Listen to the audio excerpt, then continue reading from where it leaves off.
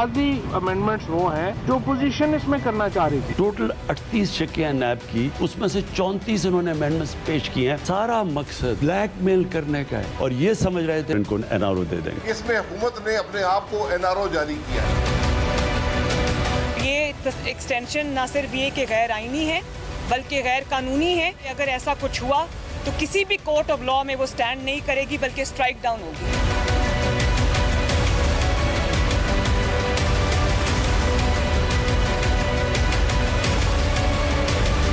सब ने मुल्की हालात पर तफसीली बातचीत की है, अफगानिस्तान के इशू पे की है, लेकिन वो कोई बात ऐसी पब्लिकली करने वाली नहीं है।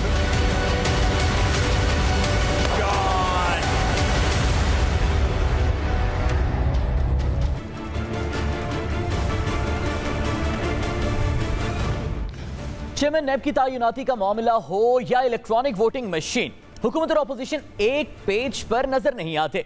हुकूमत की जानिब से अपोजिशन पर नैब इस्लाहात को एनआरओ से मशरूत करने और अपोजिशन की जानिब से हालिया नैब ऑर्डिनेंस सपनों के लिए मदर ऑफ एनआरओ करार दिया जा रहा है। मैं ना मानूं, एनआरओ और एटीएम्स के तहफ्फुज के इस शोर में अवामी नुमाइंदों की जानिब से एक दूसरे पर बदएतमादी की फजा क्या इंतखाबी इस्लाहात, एहतसाब समेत दीगर अहम तरीन उमूर पर मुत्तफ़िका कानून साजी के लिए साजगार माहौल कायम कर पाएगी? ये एक सवाल है। प्रोग्राम पाकिस्तान के सवाल में खुशामदीद। मैं हूं सादुल हसन। आज के प्रोग्राम में सबसे पहले जिस बुनियादी सवाल पर अपने मोअज़्ज़ज़ मेहमान से हम बात करेंगे उस सवाल पर एक नज़र डाल लेते हैं। हमारा सवाल ये है कि क्या हुकूमत और अपोजिशन के दरमियान डेडलॉक कभी टूट सकेगा? इस पर बात करने के लिए हमारे साथ मौजूद हैं सीनियर सहाफ़ी तज्ज़ियाकार सुहेल वड़ाइच साहब। सर, बहुत बहुत शुक्रिया हमें वक्त देने के लिए। वड़ाइच साहब, पहले भी हम देखते रहे हैं कानून साजी होती रही, अहम उमूर पर अहम इदारों में तैनातियाँ भी सरबराहान की होती रही हैं। क्या पहले भी हुकूमत और अपोजिशन में इसी तरह का डेडलॉक आपने देखा है या इस मरतबा कुछ नया है? मेरा ख्याल है डेडलॉक तो हमेशा से कुछ ना कुछ कायम होता है। ज़ाहिर है अपोजिंग पार्टीज़ होती हैं, अपोजिंग इंटरेस्ट होते हैं और अपने अपने इंटरेस्ट को, अपने अपने मफादात को सामने रख के ही फैसले होते हैं। लेकिन इस दफ़ा जो तज़ाद है, जो इस दफ़ा डेडलॉक है, वो इसलिए बढ़ गया है कि ये बातचीत करने को ही तैयार नहीं है। हालांकि बुनियादी बात जो पार्लियामेंट में और पार्लिमानी जो सिस्टम है, इसमें बुनियादी बात तो मशवरा है, आपस में एक दूसरे से कंसल्टेशन है। तो जब कंसल्टेशन ही नहीं होगी तो फिर डेडलॉक जो है वो तो क्रिएट होगा। अच्छा सुहेल वड़ाइच साहब, आप भी ये जिक्र कर रहे हैं कि बातचीत ही नहीं हो रही। अब चेयरमैन नैब की तैनाती का मामला अभी हालिया सामने आया। इससे पहले जब इलेक्ट्रॉनिक वोटिंग मशीन का तनाज़ा गवर्नमेंट और अपोजिशन में उठा था तो हुकूमती नुमाइंदगान की जानिब से ये बयानात आते थे कि बैकडोर कहीं ना कहीं बातचीत चल रही है गवर्नमेंट और अपोजिशन की इलेक्ट्रॉनिक वोटिंग मशीन पर। क्या अब बातचीत का सिलसिला मुकम्मल खत्म हो चुका है या कहीं ना कहीं कोई राब्ता है वड़ाइच साहब? देखें जी, गुजारिश यह है कि अल्टीमेटली इलेक्शन से पहले तो मुज़ाकरात होंगे, क्योंकि उससे बग़ैर इलेक्शन हो ही नहीं सकते। क्योंकि ज़ाहिर है कंसेंसस होगा, चीज़ों पर इत्तफ़ाक़ राय होगा और उन पर इत्तफ़ाक़ राय के बाद ही इलेक्शन होंगे। लेकिन बज़ाहिर अभी तक तो ऐसा नहीं लगता कि कोई मुज़ाकरात हो रहे हैं, कोई पसे पर्दा या सामने या कुछ। लेकिन ज़ाहिर है एक तरह से जब स्टेटमेंट्स दी जाती हैं अखबारों में तो वो भी एक तरह के मुज़ाकरात होते हैं। आप अपना मौक़िफ़ पेश करते हैं, दूसरे अपना मौक़िफ़ पेश करते हैं, तो एक दूसरे का मौक़िफ़ तो पता चल ही जाता है। तो यही मुज़ाकरात होते हैं। तो मेरा ख़्याल है लेकिन इलेक्शन से पहले डेफ़िनेटली इस्टेब्लिशमेंट भी इन्वॉल्व होगी और डेफ़िनेटली हुकूमत भी और अपोजिशन भी। इलेक्शन से पहले कंसेंसस होगा, चीज़ें तय होंगी कि क्या इलेक्ट्रॉनिक वोटिंग मशीन होगी, नहीं होगी, इलेक्शन कैसे होगा, कंडक्ट क्या होगा, अपोजिशन को कितना फैसिलिटेट किया जाएगा, कितना नहीं किया जाएगा, ये सारी चीज़ें तय होंगी। अच्छा, तो सुहेल वड़ाइच साहब, अब चेयरमैन नैब के मामले पर जो गवर्नमेंट की जानिब से ये वाजे किया गया है कि कुछ भी हो जाए वज़ीर आज़म अपोजिशन लीडर से बात नहीं करेंगे क्योंकि कॉन्फ्लिक्ट ऑफ इंटरेस्ट है, अपोजिशन लीडर पर नैब के केसेस हैं। लेकिन जो ऑर्डिनेंस सामने आ रहा है उसमें सदर उन्हीं अपोजिशन लीडर से मुशावरत करेंगे जिन पर बकौल गवर्नमेंट नैब के केसेस हैं।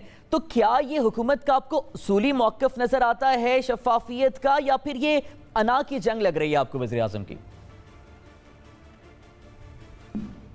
मेरा ख्याल है कि अना की जंग है और जो एक पॉइंट स्कोरिंग होती है ना, पॉलिटिकल पॉइंट स्कोरिंग, कि जी हम इनसे देखें ये इतने ख़राब हैं, इतने करप्ट हैं, हम तो इनसे मुज़ाकरात भी नहीं करते, हम तो इनसे मशवरा भी नहीं करना चाहते, हम तो इनसे। लेकिन फैक्ट ऑफ द मैटर ये है कि कौम ने उनको भी वोट दिए हुए हैं, उनको भी आपने लीडर ऑफ द अपोजिशन बनाया हुआ है, और ज़ाहिर है उस वोटों से बने हुए हैं, लोगों की राय से बने हुए हैं, और उस राय के मुताबिक उनको कंसल्टेशन का हक़ जो है वो मिलना चाहिए। तो सुहेल वड़ैच साहब, फिर अब जब गवर्नमेंट ये कहती है कि मामला अगर मुशावरत से हल ना तय पाया तो पार्लिमानी कमेटी में नाम जाएंगे, वो तय करेगी, ज़ाहिर उसमें 6 गवर्नमेंट के नुमाइंदे, 6 अपोजिशन के, लेकिन अपोजिशन के जो 6 नुमाइंदे होंगे उनमें से जो मुस्लिम लीग नून के होंगे, ज़ाहिर है वो शहबाज शरीफ को तो अपना अपोजिशन लीडर मानेंगे और उनको मान के ही उन्हीं की पार्टी में वो शामिल होंगे, तो उनके साथ गवर्नमेंट बातचीत करेगी लेकिन शहबाज शरीफ के साथ बातचीत नहीं करेगी। अब अपोजिशन के वो कौन से नुमाइंदे सामने आएंगे जो बकौल गवर्नमेंट ऐसे होंगे जिनका सियासी करियर बेदाग होगा, जिन पर करप्शन का कोई चार्ज भी नहीं होगा? ये कुछ सख्त क्राइटेरिया नहीं सेट कर दिया गवर्नमेंट ने? ये ऐसा मुमकिन ही नहीं होता सादुल हसन साहब, ऐसा मुमकिन ही नहीं होता। देखें आप, ख्वाजा आसफ़ के ख़िलाफ़ जो है वो केसेस हैं, शाहिद खाकान अब्बासी के ख़िलाफ़ केसेस हैं, खुर्शीद जो है उनके ख़िलाफ़, खुर्शीद शाह साहब के ख़िलाफ़ केसेस हैं, जरदारी साहब के ख़िलाफ़ केसेस हैं, बिलावल के ख़िलाफ़ केसेस हैं। तो यहाँ तो पूरी अपोजिशन जो है वो केसेस का सामना कर रही है। तो ये शर्त अगर लगा दी जाए तो इसका मतलब तो ये है कि अपोजिशन से कंसल्टेशन ही नहीं हो सकती, अपोजिशन से बात ही नहीं हो सकती। तो जो आइन की रूह है जिसमें ये कहा गया है कि अपोजिशन से, लीडर ऑफ द अपोजिशन से मशवरा करें, फिर वो तो ख़राब हो जाएगी। तो मेरा ख़्याल है कि ये शर्त जो है लीडर ऑफ द अपोजिशन और है और शहबाज शरीफ और है, यानी शहबाज शरीफ जो केस भुगत रहा है वो शहबाज शरीफ केस भुगते और जो लीडर ऑफ द अपोजिशन है वो कंसल्टेशन भी करे। और इसके लिए देखें सादुल हसन साहब, मैं आपको मिसाल दूं कि यही जो नैब के मौजूदा चेयरमैन हैं, इनको पिछली जो गवर्नमेंट थी, शाहिद खाकान अब्बासी साहब और खुर्शीद शाह साहब, इन्होंने आपस में मशवरे के बाद, कंसल्टेशन के बाद फ़ाइनल किया था, और इसके बावजूद दोनों को केस भुगतने पड़े। दोनों जो हैं वो नैब के मुकदमात का शिकार हैं, शायद खाकान अब्बासी भी। तो इसका मतलब है इससे कोई फ़र्क नहीं पड़ता कि अगर आपने बेशक ख़ुद भी अपना नैब का चेयरमैन लगाया हो, वो आपको फिर भी केसेस में इन्वॉल्व कर सकता है। तो इसलिए ये कहना कि जी उससे मशवरा कर लिया चोर से, तो वो तो फिर कोई आपको ऐसा मशवरा देगा, ऐसा कुछ नहीं है। उनके मशवरे से जो लगाए गए हैं उन्होंने भी उनके ख़िलाफ़ केस बना दिए। तो सुहेल वड़ैच साहब, गुज़श्ता एक हफ्ते को अगर हम सिर्फ स्पेसिफिक करें और मुल्की सियासी मैदान में जो पेशरफ सामने आई, एक तरफ हमें पेंडोरा पेपर्स में कुछ ज़ाहिर है वज़रा के हुकूमती काबीना के अहम मेंबरान के नाम नजर आए, फिर दूसरी जानिब गवर्नमेंट ने वाजे कर दिया कि अपोजिशन लीडर से कोई बात नहीं करेंगे, चेयरमैन नैब की तकरीरी पर ऑर्डिनेंस भी बज़ाहिर सामने ले आए। अब इन सारी सियासी पेशरफ में अपोजिशन के किरदार को आप किस तरह से देख रहे हैं? और अगर पाकिस्तान तहरीक इंसाफ अपोजिशन में होती और उसकी अपोजिशन में होते हुए ये सारे मामला सामने आते, तब भी इतना ही ठंड आप देखते हैं?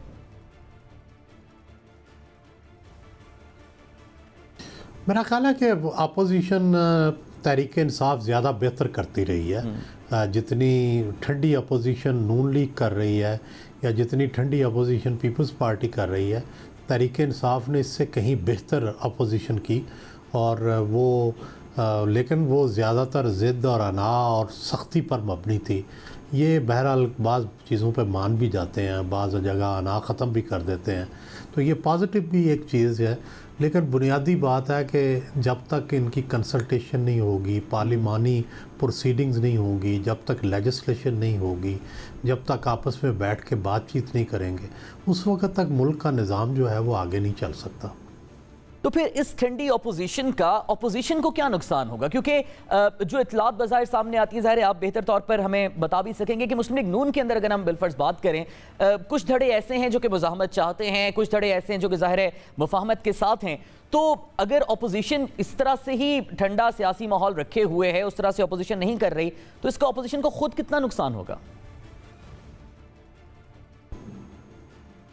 देखिए, अपोजिशन शायद ये तय तो कर चुकी है कि अब 5 साल पूरे होने हैं। अब ये तो दौड़ नहीं रही कि इस हुकूमत को मिड टर्म में ख़त्म करना है या इलेक्शन करवाने हैं, तो इसलिए इस हुकूमत को उतारने का तो कोई मंसूबा नज़र नहीं आता अपोजिशन के पास। तो चूँकि ये नहीं है तो इसका मतलब है अगले इलेक्शन की तैयारी है, अगले इलेक्शन के मामलात हैं, सिर्फ वही तय होने हैं। तो तो मेरा ख्याल है उसके लिए अपोजिशन ज़ाहिर है तैयारी कर रही होगी कि क्या उसके कौन से मुतालबात रखने हैं, कौन सी चीज़ माननी है। मसलन EVM पे उनका बड़ा सख्त मौक़िफ़ है, वो कहते हैं जी इलेक्ट्रॉनिक वोटिंग मशीन जो है उसको हम कबूल नहीं करेंगे। तो इस तरह इलेक्शन के बारे में उनका काफ़ी बड़ा क्लियर स्टांस है, लेकिन बाकी चीज़ें ज़ाहिर है अब वो ये समझते हैं कि 5 साल ये हुकूमत पूरे कर ही लेगी। तो सुहेल वड़ैच साहब, अगर मुस्लिम लीग नून की अभी सियासत की बात करें तो क्या उन्होंने अब तय कर लिया है आपके सामने जो सूरत हाल है कि कौन सा बयानिया उन्होंने लेकर चलना है? क्योंकि 2 रोज़ पहले मरियम नवाज ने प्रेस टॉक में दोबारा से जारहाना मौक़िफ़ और जारहाना अंदाज अपनाया, लेकिन फिर एक सवाल के जवाब में उन्होंने ये भी कहा कि इस वक्त मैं सिर्फ अपनी ज़ात, अपने वालिद के ऊपर जो लगे केसेस हैं सिर्फ उनका दिफा करने आई हूँ, पार्टी के मौक़िफ़ के से कोई ताल्लुक नहीं है। तो क्या मरियम नवाज फिर पार्टी के मौक़िफ़ से अलग होकर अब ज़ाती तौर पर जारहाना मौक़िफ़ इख्तियार कर रही हैं और पार्टी शहबाज शरीफ साहब के कंट्रोल में? देखिए, नून जो है शुरू से उसके 2 बयानियाँ हैं और वो 2 बयानियाँ, एक जारहाना बयानियाँ रखते हैं, एक मुफाहमाना बयानियाँ रखते हैं। लेकिन नून को ये मलका हासिल है, ये उनको ये टेक्ट आता है कि कब किस बयानिए को आगे करना है और किस बयानिए को पीछे करना है। ज़ाहिर है जब इलेक्शन होगा तो इलेक्शन से पहले उनके इस्टेब्लिशमेंट से लाजमन मुज़ाकरात होंगे, तभी इलेक्शन होल्ड हो सकेंगे और उन इलेक्शंस के लिए ज़ाहिर है जो शराइत तय होंगी उसमें मुफाहमाना बयानिया जो है वही जो है वो ज़ेर बहस आएगा और तभी वो इलेक्शन के फेज़ में जो है वो जाएंगे। अब सवाल ये है कि ये मुझे ये लगता है कि उससे पहले नवाज़ शरीफ भी इलेक्शन से पहले लाजमन आना चाहेंगे और उससे पहले वो अपने केसेस को भी कोई ख़ास शक्ल देना चाहेंगे जो कि उनकी फेवर में हो। तो ये सारी चीज़ें वो तवक्को कर रहे होंगे कि अगले 2 साल के अंदर ये हों। अच्छा, तो सुहेल वड़ैच साहब, फिर हुकूमती जमात में क्या चल रहा है पाकिस्तान तहरीक इंसाफ के अंदर? क्योंकि एक जानिब हम उनके जो अरकान हैं, वज़रा हैं, सेनेटर्स हैं, एक जानिब वो इमरान खान साहब पर मुकम्मल एतमाद का इजहार करते हैं और कहते हैं कि उन्हीं के साथ हम आखिरी दम तक खड़े हैं। लेकिन अभी दूसरी जानिब हमने शौकत तरीन साहब को जब वफाकी वज़ीर बनाने के लिए सेनेट की नशिस्त देखने का मामला आया तो कोई सेनेटर मिला नहीं जिसकी नशिस्त छुड़वा कर शौकत तरीन साहब को मुंतखब करा सकें। क्या इमरान खान साहब का अभी भी अपनी पार्टी पर वही होल्ड है जो 2018 में था? देखिए, मेरा ख्याल है कि तहरीक इंसाफ जो है उसका वजह यह है कि ऑप्शंस मौजूद नहीं है। दुनिया में होल्ड तब ख़त्म होता है जब ऑप्शन सामने आती हैं। अगर कोई बागी ग्रुप बड़ा कामयाब हो जाता, जैसे तरीन साहब का ग्रुप बना था, वो कामयाब हो जाता तो आपको और डिसेंशंस नज़र आती हैं और लोग इख्तलाफ राय करते हैं। लेकिन चूँकि वो ज़्यादा ताकत नहीं पकड़ सका जो है तरीन ग्रुप, इसलिए मेरा ये ख्याल है कि बाकी लोग फिर जुर्रत नहीं करते ना बगावत की और वो अपने फिर कैंप में रहने को तरजीह देते हैं कि कम से कम बगावत की सज़ा उन्हें ना मिले। तो इसलिए इमरान खान के कंट्रोल में है ज़्यादातर लोग और कोई पार्टी। और दूसरा ये है कि ऑप्शन कोई नहीं है, कोई या तो बगावत की ऑप्शन हो या अदारे जो हैं वो कोई किसी को शह दे रहे हों। अदारे तो मुकम्मल सपोर्ट कर रहे हैं हुकूमत को, ऐसी सपोर्ट तो बहुत सालों के बाद किसी वज़ीर आज़म को मिली है। तो इसलिए कोई फ़िलहाल ऐसा चांस नहीं है जब तक कि इस सेटअप के अंदर तब्दीली नहीं आती कि कोई बगावत करेगा या कोई जो है इमरान खान के सामने आके खड़ा होगा। तो सुहेल वड़ैच साहब, फिर आपके पास कुछ अंदर के इत्तलात क्या हैं? क्योंकि ये कहा जा रहा है कि KPK से फिर कोई जो सेनेट की नशिस्त है वो दिलवाई जाएगी शौकत तरीन साहब को। कोई नाम फाइनल किया है जिनकी जगह उन्हें मुंतखब कराएंगे? नहीं, मेरे इल्म में नहीं है, सच्ची बात है, ये इल्म में नहीं है। अच्छा, तो फिर जिस तरह से गवर्नेंस अब आप देख रहे हैं PTI की और सारे खान साहब की जो पॉलिसीज़ चल रही हैं और डेफिनेटली उनके तर्जुमान भी जिस तरह से उनका दिफा करते हुए नज़र आ रहे हैं, हर रोज़ महंगाई पर भी कोई हम एक दिफा नया सुनते हैं, इलेक्ट्रॉनिक वोटिंग मशीन पर भी सुनते हैं, चेयरमैन नैब की तैनाती पर भी सुनते हैं। तो इस सारी सूरत हाल में उन पॉलिसीज़ के जो अवाम पर असरात हैं, PTI क्या फ़ायदे में होगी 2023 के इंतखाबात में या कुछ नुकसान होगा उसे? देखिए सादुल हसन साहब, जो इलेक्शन होता है ना वो बहुत लंबे चौड़े एजेंडे पे नहीं लड़ा जाता। 1-2 पॉइंट्स के ऊपर जो है ना इलेक्शन जो है उसका फैसला हो जाता है। फ़र्ज़ करें जरदारी साहब जो थे वो उनकी हुकूमत थी, उसने दहशत गर्दी के ख़िलाफ़ काबू पाया, वसीला प्रोग्राम दिया, बेनज़ीर इनकम सपोर्ट प्रोग्राम दिया, 40-50 लाख लोगों को वो पैसे देते थे और वो बड़े पुरुमीद थे, लेकिन उनको सिर्फ लोड शेडिंग ले गई। नवाज शरीफ साहब जो थे उन्होंने बहुत अच्छा हुकूमत चला रहे थे, इकॉनमी बड़ी अच्छी थी, डॉलर का रेट बिल्कुल ठीक था, इकॉनमी बूम कर रही थी, लेकिन उनको पनामा लीक्स ले गई। तो इसलिए फ़िलहाल इमरान खान के लिए सबसे बड़ा मसला महंगाई है। जब तक महंगाई का इनके पास कोई तोड़ नहीं है, जब तक महंगाई जो है वो नहीं उसका मसला हल होता, उस वक़्त मैं नहीं समझता कि इमरान खान जो है अगली टर्म जो है वो ले सकेंगे। ठीक है, बहुत बहुत शुक्रिया सोहेल वड़ाई साहब हमारे साथ मौजूद थे। सारी सूरत हाल पर हमें अपने माहिराना तज्जिए से आगाह करें। नाज़रीन, ब्रेक के बाद वापस आएंगे और दीगर मामला पर आपसे बात करेंगे।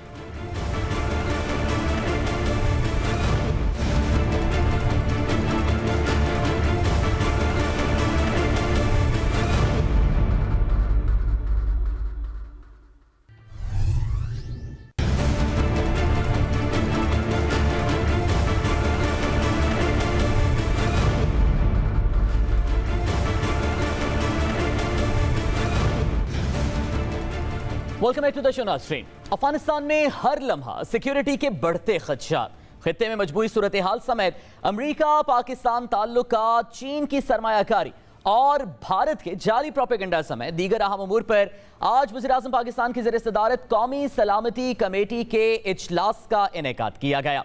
दूसरी जानिब पाकिस्तान के अमन में साथ देने और जंग में ताउन पर एब्सोल्युटली नॉट के वाज़ेह मौक़िफ़ के बाद अमरीकी नायब वज़ीर ख़ारिजा वेंडी शर्मैन के दौरा पाकिस्तान पर अहम मुलाकातें जारी हैं। क्या अमरीकी नायब वज़ीर ख़ारिजा पाकिस्तान के लिए एब्सोल्युटली नॉट में लचक पैदा करके डू मोर का रिवायती अमरीकी पैगाम लेकर आई हैं? ये एक सवाल है।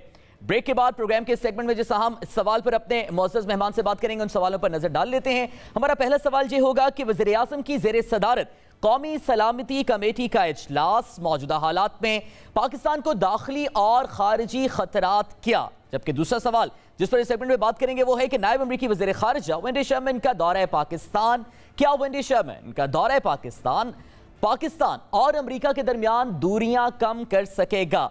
हमारे साथ जो मुअज़्ज़ज़ मेहमान मौजूद उनको तारीफ करेंगे। हमारे साथ मौजूद हैं सीनियर तज़्ज़ियाकार ब्रिगेडियर रिटायर्ड हारिस नवाज साहब, बहुत बहुत शुक्रिया सर हमें वक्त देने के लिए। सर, बड़ी इंपॉर्टेंट हैपनिंग्स आज सामने आई हैं। एक तो नेशनल सिक्योरिटी काउंसिल का जो इजलास हुआ है, सबसे पहले तो आपसे हम जानना चाहेंगे चीदा क्या अहम खतरात लाहक है पाकिस्तान को दाखिली मुहाज पर भी और खारजी मुहाज पर भी? सर देखें, एक तो साथ सबसे ये अहम बात है कि इसमें बड़ी डिटेल में नेशनल सिक्योरिटी कमेटी की मीटिंग हुई हो, जिसमें उन्होंने अफगानिस्तान की सूरत हाल नंबर 1 पोजीशन पर होगी कि अफगानिस्तान में अभी क्या हालात हैं, अगर अमेरिकन, नेटो और दुनिया इनको रिकग्नाइज नहीं करती उसके आफ्टर इफेक्ट्स क्या होंगे अफगानिस्तान के ऊपर, उसके बाद पाकिस्तान के ऊपर स्पिल ओवर जो है वो क्या होगा। ठीक है, फिर उसके बाद ज़ाहिर है कश्मीर के ऊपर बात हुई होगी, जो इंडिया में अट्रॉसिटीज़ कर रहा है, जिस तरीके से जुल्म बर्बरियत कर रहा है। फिर प्राइम मिनिस्टर पाकिस्तान ने बड़ी क्लियर इसके ऊपर बात भी की है। फिर एक डोजर भी दिया गया है जिसे फॉरेन ऑफिस और नेशनल सिक्योरिटी एडवाइजर भी मौजूद थे। उस पर देखोगे हमने क्या कुछ कर लिया और आइंदा के लिए हमें क्या करना चाहिए।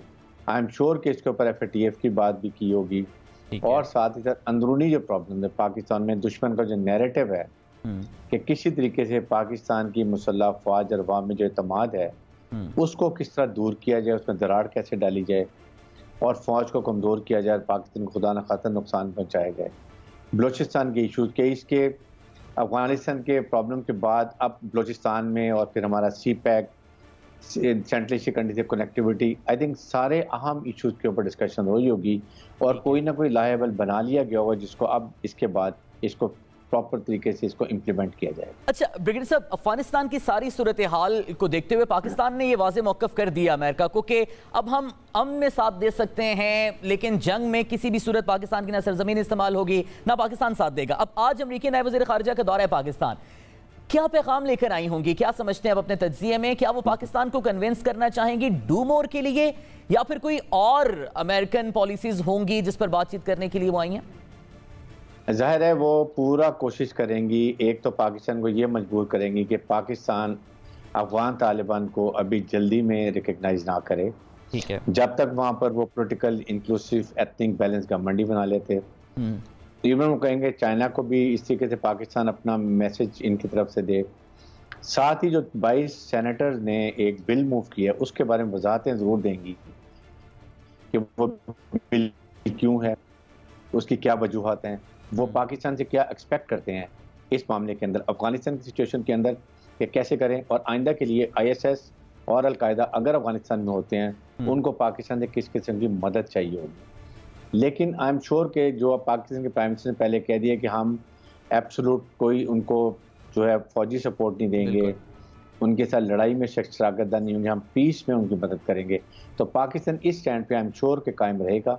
बल्कि पाकिस्तान उनको ये ज़रूर अपना भी हमने होमवर्क किया होगा कि हम अमेरिका से क्या एक्सपेक्ट करते हैं, what all we have done for American with relation to Afghanistan, और उसके बाद अमेरिका ने हमें कहाँ कहाँ पर हमें डिच किया है, कहाँ कहाँ पर हमारे लिए प्रॉब्लम क्रिएट की है, कहाँ पर डू मोर किया है, and what now we more from in America as far as Afghanistan and Pakistan concern.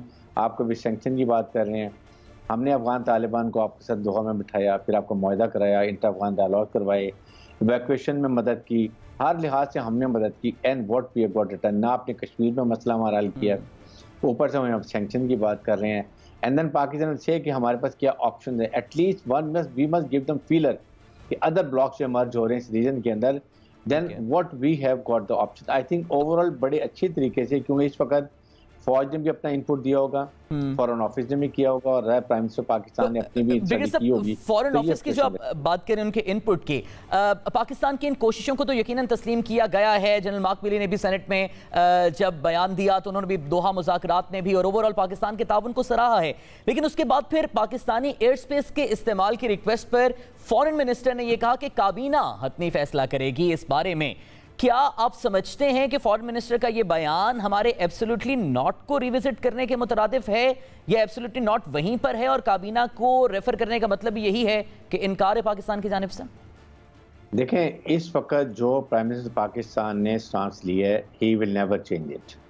The only thing is one can legitimise it. जैसे अमेरिकन बात करते हैं, हमारे पार्लियामेंट ने, कांग्रेस ने बात की है, लाइकवाइज अगर कैबिनेट में इसको लेके जाते हैं और वह कैबिनेट पूरी डिसाइड करती है कि yes we will be partners in peace but not partner in लड़ाई झगड़े में, और हम अपनी सरजमीन, एयर स्पेस, ग्राउंड स्पेस, सी स्पेस हम किसी लिहाज से भी ड्रोन अटैक करने के लिए नहीं देंगे। इसलिए कि अगर आप ड्रोन पाकिस्तान की सरजमीन से उड़ाते हैं और तालिबान को मारते हैं, तो जाहिर है उनका रिएक्शन क्या होगा, they will not be friendly to Pakistan.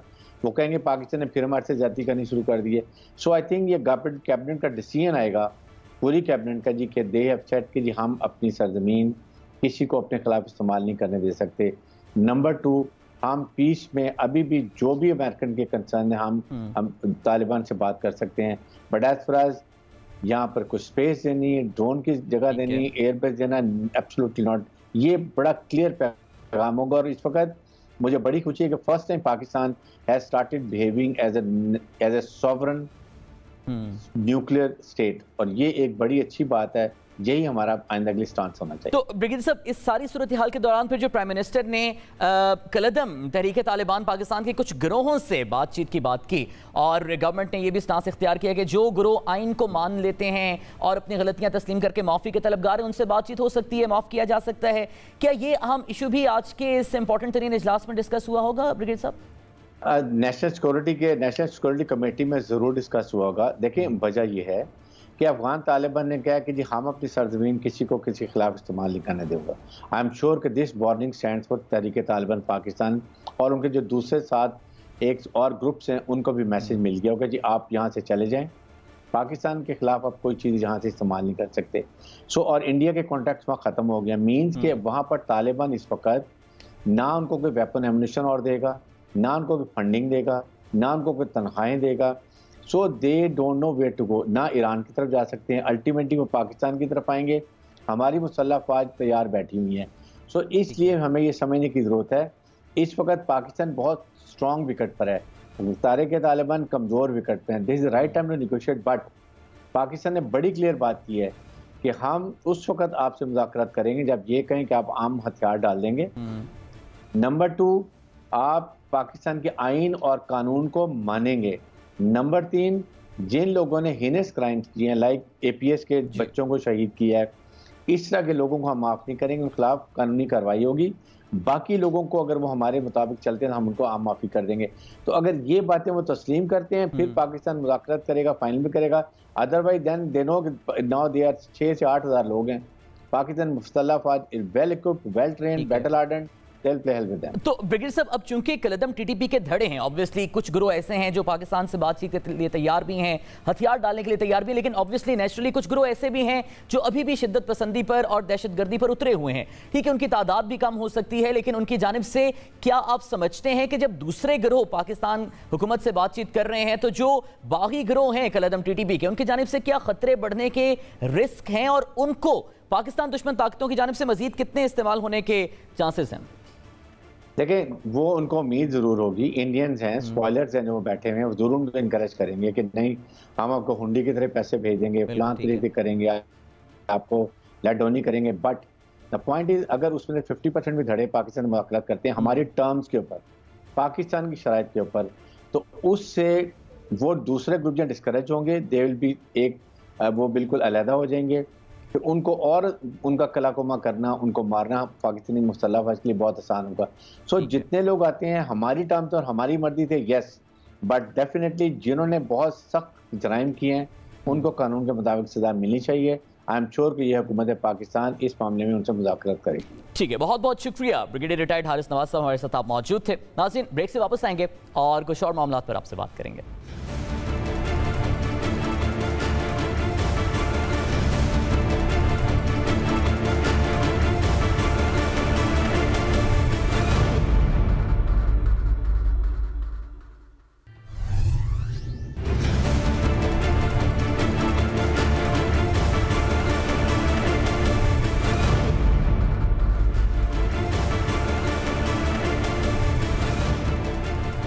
Welcome back to the show नाज़रीन। Chairman Pakistan cricket board Ramiz Raja के मुताबिक पाकिस्तान से न्यूजीलैंड और इंग्लैंड के दौरे मनसूखी पर आईसीसी को सख्त खत लिखकर अपने तहफ्फुज़ात का इजहार कर दिया है। उसके बाद न्यूजीलैंड क्रिकेट बोर्ड की जानिब से दौरे पाकिस्तान रीशेड्यूल करने और इंग्लैंड क्रिकेट बोर्ड के चेयरमैन के मुस्ताफी होने की खबरों को भी पाकिस्तान में सराहा जा रहा है। दूसरी जानिब T20 क्रिकेट वर्ल्ड कप के लिए पाकिस्तान क्रिकेट बोर्ड की जानिब से कौमी स्क्वाड में कुछ अहम तब्दीलियां आज की गई हैं। सरफराज अहमद, हैदर अली और फखर जमान को स्क्वाड का हिस्सा बना दिया गया है। आजम खान और मोहम्मद हसनैन को स्क्वाड से निकाल दिया गया है, जबकि खुशदिल शाह को शाहनवाज दहानी और उस्मान कादिर के साथ ट्रेवल रिजर्व खिलाड़ियों में शामिल कर दिया गया है। क्या पाकिस्तान क्रिकेट बोर्ड के इस फैसले को देर आए दुरुस्त आए तस्लीम किया जा सकता है? ये एक सवाल है। खेल के इन अहम उमूर पर, क्रिकेट के उमूर पर हम बात करेंगे। हमारे साथ मौजूद हैं साबिक क्रिकेटर और ऑब्वियसली लेजेंड, किसी तारुफ के मोहताज नहीं है, आसिफ इकबाल साहब। सर, बहुत बहुत शुक्रिया हमें वक्त देने के लिए। सबसे पहले तो ये बताइएगा कि न्यूजीलैंड क्रिकेट बोर्ड ने भी दौरे पाकिस्तान रीशेड्यूल करने का फैसला किया है, ईसीबी के चेयरमैन भी मुस्ताफी हो चुके हैं। क्या ये पाकिस्तान के सख्त मौक़िफ़ की वजह से हुआ है या फिर उनके अपने मामलात हैं?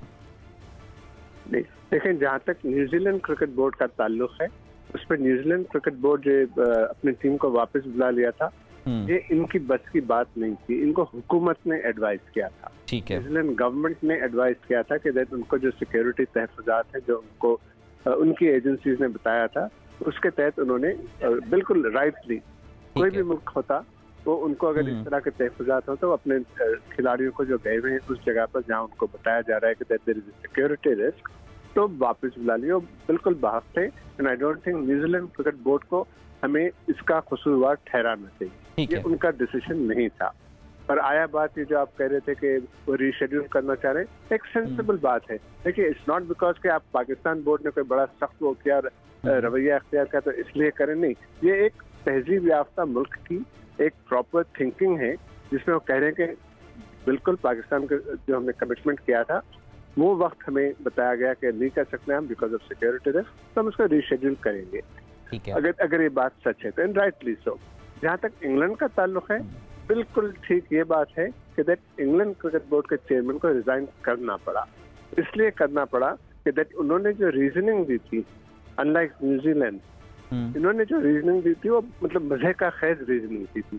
वही खिलाड़ी हैं जो आजकल IPL खेल रहे हैं दुबई में, वही खिलाड़ी हैं जो वर्ल्ड कप का हिस्सा हैं, उनके बारे में आप कहेंगे जिन्हें दबाव में आ जाएंगे और उनको बड़ा मुश्किल होगा।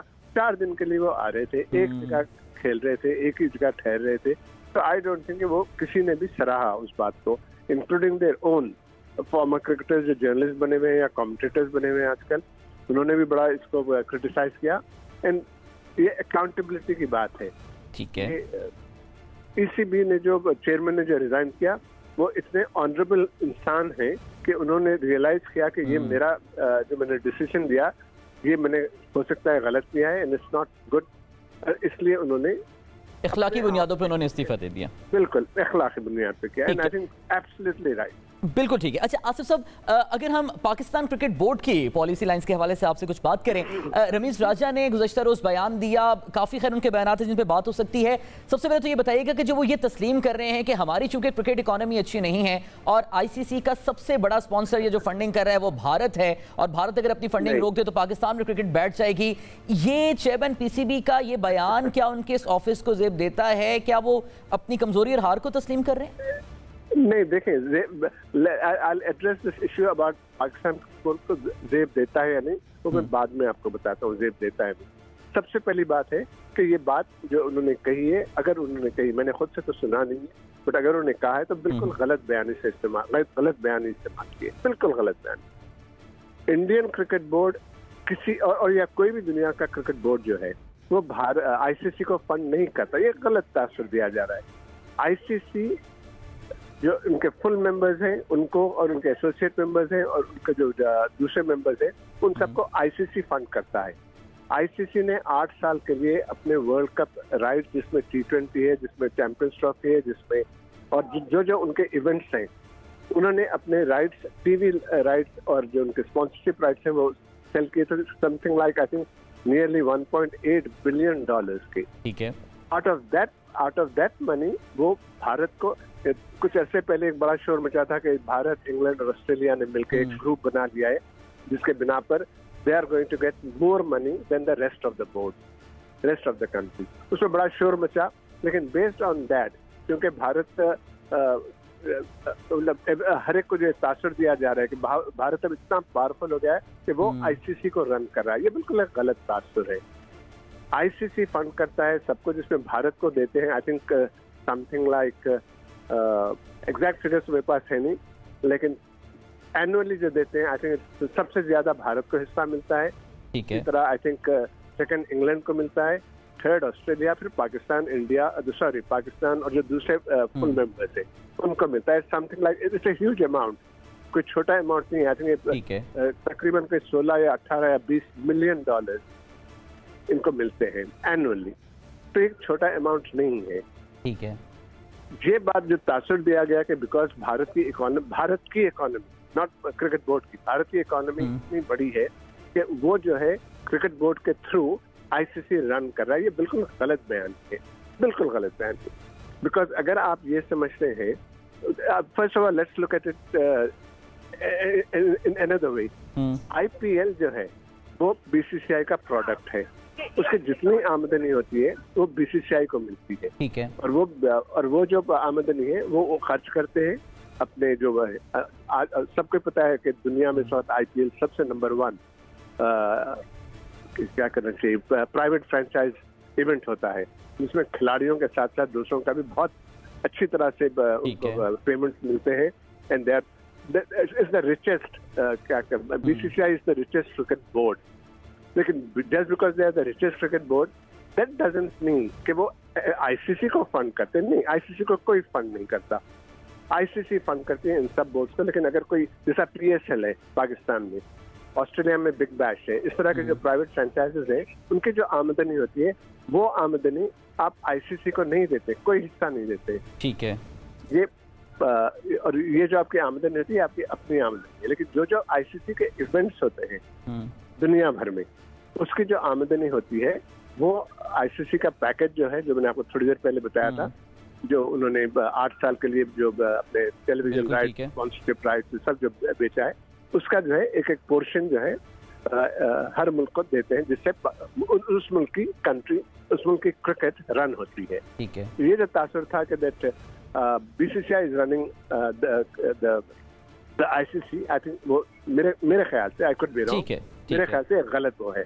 जहाँ तक आप बात कर रहे थे कि रमीज राजा ने कहा कि एक्सक्यूज मी कि बतौर चेयरमैन पीसीबी क्या उनको ये कि बिजनेस हाउसेस जो है वो हमें स्ट्रांग करने चाहिए। देखिए सबसे पहले तो मेरा ख्याल है ये सब काम जो रमेश ने किया है, जो इनिशिएटिव जो ले रहे हैं, ये काम होता है सीईओ का, ये चेयरमैन का काम होता है।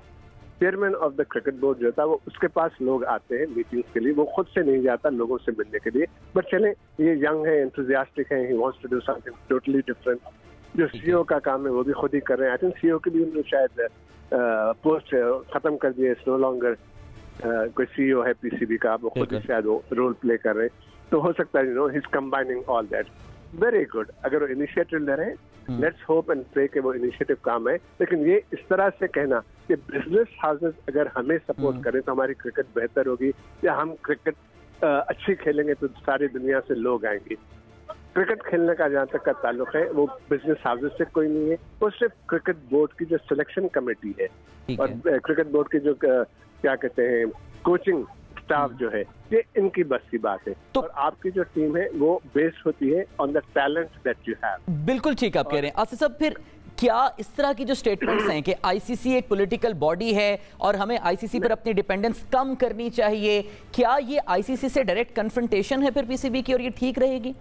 नहीं, देखें मतलब जैसे मैंने शुरू में कहा ना, आईसीसी से कन्फ्रंटेशन इसलिए नहीं हो सकता कि आईसीसी इस बात को मजे का खेल समझ के वो coming from the chairman of, ठीक है वो जब तक कमेंटेटर थे जो मर्जी कह ले, लेकिन अब उनकी एक बड़ी इंपॉर्टेंट पोजीशन है क्रिकेट की दुनिया में, तो ही हैज टू अकॉर्डिंगली बात करनी चाहिए। नहीं, ये गलत बात बेशक इन माय ओपिनियन वो गलत बात कही थी उन्होंने, लेकिन अब बिकॉज उनको जाकर फेस करना पड़ेगा।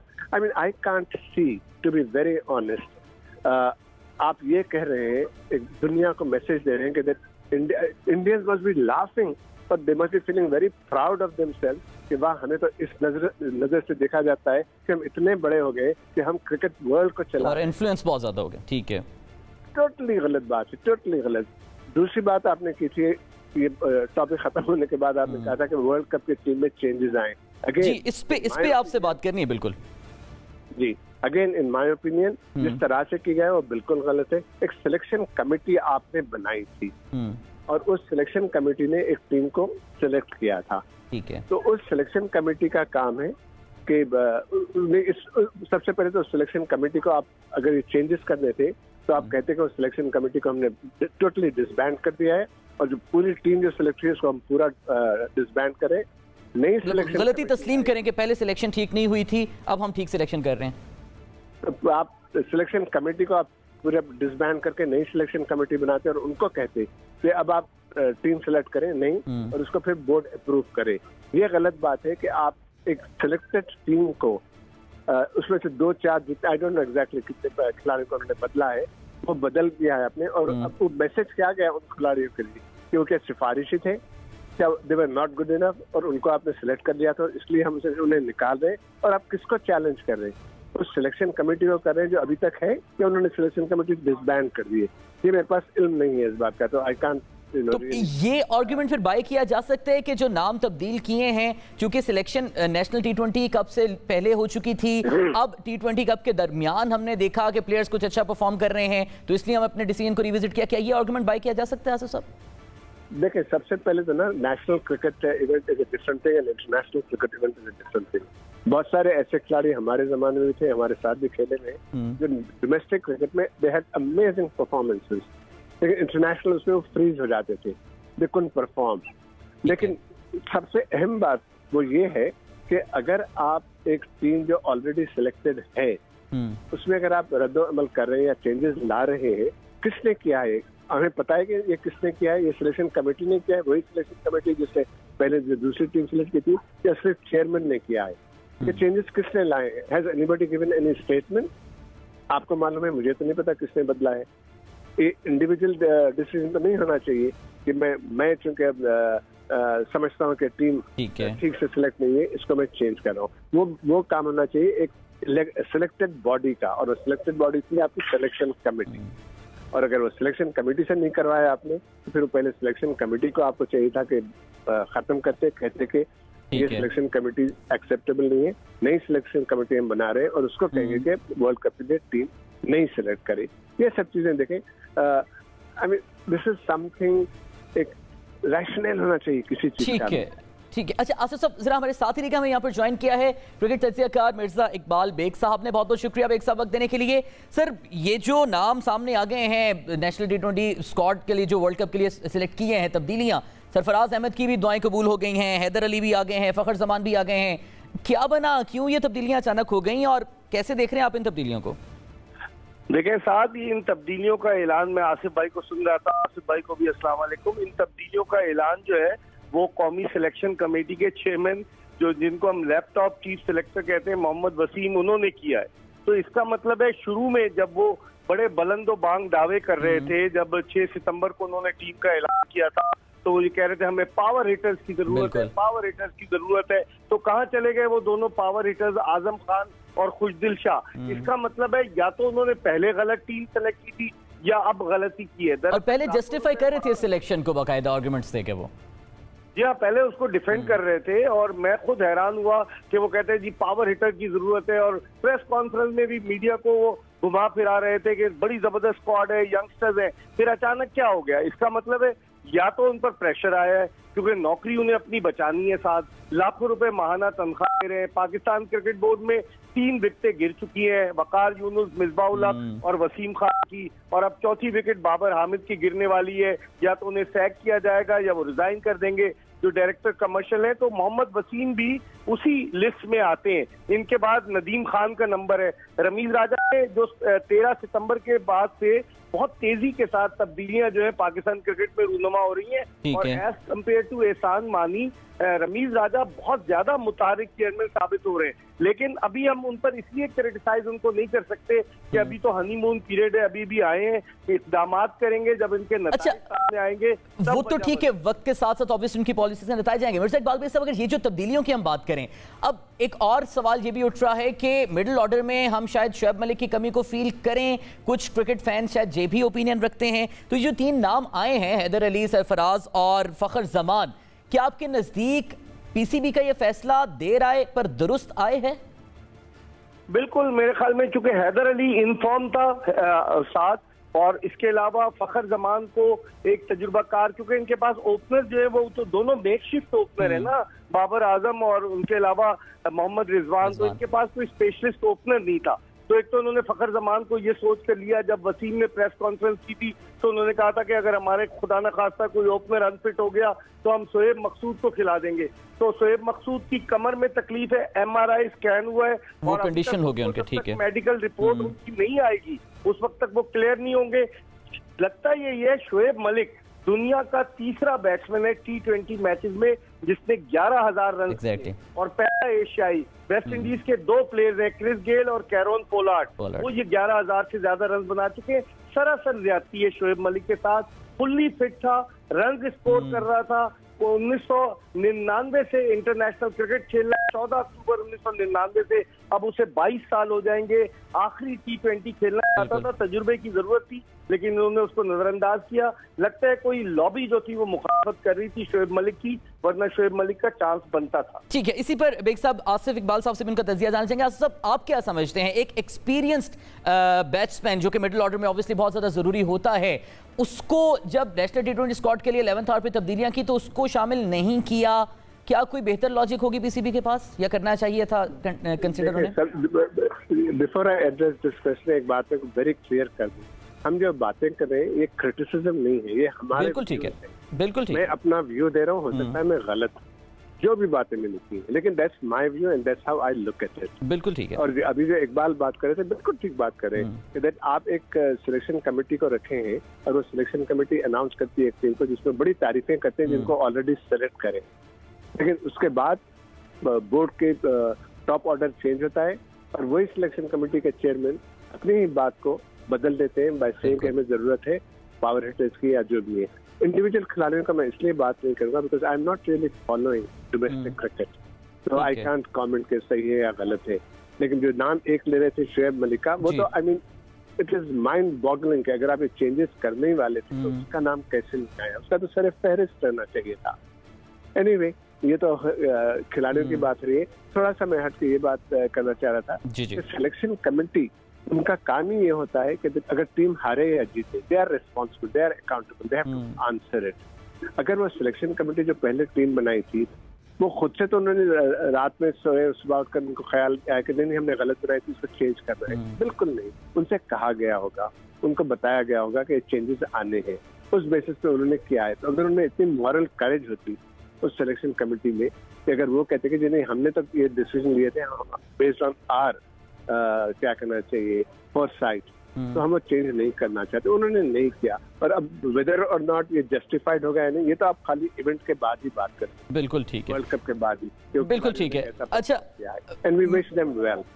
यकीनन हम सब उनके लिए दुआ गो भी हैं, टीम के लिए भी, और सपोर्ट भी डेफिनेटली करें। बेग साहब, बॉलिंग अटैक के हवाले से आप क्या कहेंगे? शाहनवाज दहानी ट्रेवल रिजर्व में हैं, क्या उन्हें मेन बॉलिंग अटैक में रखना चाहिए था? देखें, शाहनवाज दहानी की जो परफॉर्मेंस है, अभी जो नेशनल T20 कप हो रहा है साथ, उसमें भी बड़ी अच्छी है। PSL के बेहतरीन बॉलर वो करार पाए, जो पाकिस्तान का प्रीमियर टूर्नामेंट है। और उसके बाद सितम ज़रीफी देखिए कि एक खिलाड़ी जो T20 में अच्छा परफॉर्म कर रहा है, उसे जिम्बाब्वे के दौरे पर टेस्ट टीम के साथ भेज दिया गया, उसे वेस्ट इंडीज के दौरे पर टेस्ट टीम के साथ भेज दिया गया, परफॉर्मेंस दे रहा है वो T20 में। तो इससे आप सिलेक्शन कमेटी के विजन का अंदाजा लगा सकते हैं कि खिलाड़ी को अकोमोडेट करना है बस किसी तरीके से, ताकि शोर ना मचे। और यही हुआ। शाहनवाज दहानी मेरे ख्याल में डिजर्व करता था, इन्होंने हसनैन को ड्रॉप किया और इन्होंने अपनी मिडिल ऑर्डर को जो है वो मजबूत बनाया है। आप देखें ना, सरफराज आजम खान की जगह आ गए, हैदर अली और फखर जमान आ गए, तो इन्होंने मिडिल ऑर्डर को मजबूत बनाया। एक फास्ट बॉलर मोहम्मद हसनैन जो है वो बाहर हुआ है, तो शाहनवाज दहानी का चांस बनता था। हमारे यहाँ सितम ज़रीफी यही है, एक तो अभी सिलेक्शन कमेटी जिस तरह की है कि जिसमें जो सूबाई एसोसिएशंस हैं उनके कोचेस जो है वो सिलेक्टर हैं और चीफ सिलेक्टर है मोहम्मद वसीम। मैं तो आसिफ भाई पाकिस्तान के लेजेंड रहे हैं, आसिफ इकबाल साहब, इनका बड़ा मद्दा हूँ। ये भारत में रणजी ट्रॉफी भी खेले, फिर पाकिस्तान में आकर जिस तरह से शुरू के दौर में अपने मीडियम पेस बॉलिंग भी करते थे और रनिंग बिटवीन द विकेट, और इनकी जो फील्डिंग थी कमाल की थी। तो तजुर्बा तो आसिफ भाई का बेनता है। तो लाजिम बात है कि उन्होंने जिस तरह से शोएब मलिक के लिए कहा, I totally agree with him कि शोएब मलिक के साथ ज्यादती हुई है, माइंड बॉगलिंग है ये तो शोएब मलिक का एक्सक्लूजन। अब ये देखना ये है कि आया इन्होंने शोएब मलिक को स्टैंड बाय रखा हुआ है, क्योंकि सोहेब मकसूद की फिटनेस के हवाले से साथ क्वेश्चन मार्क है। उनकी कमर में पुरानी तकलीफ लौट आई है, अगर वो नहीं हुए तो क्या शोएब मलिक जाते हैं या कोई और जाता है? यानी वो भी फिर सिलेक्शन पे देखना पड़ेगा किसको वो फिर सोहेब मकसूद की जगह फाइनल करते हैं। बहुत बहुत शुक्रिया मिर्जा इकबाल बेग हमारे साथ मौजूद है, बहुत शुक्रिया आसिफ इकबाल से हमारे साथ मौजूद है, हमें अपनी माहिराना राय और तजज़िया से आगाह करें। नाज़रीन, प्रोग्राम पाकिस्तान का सवाल से मुझे इजाजत दीजिए, पाकिस्तान के दीगर सवालों के साथ दोबारा आपकी खिदमत में हाजिर होंगे। अल्लाह ने के पास।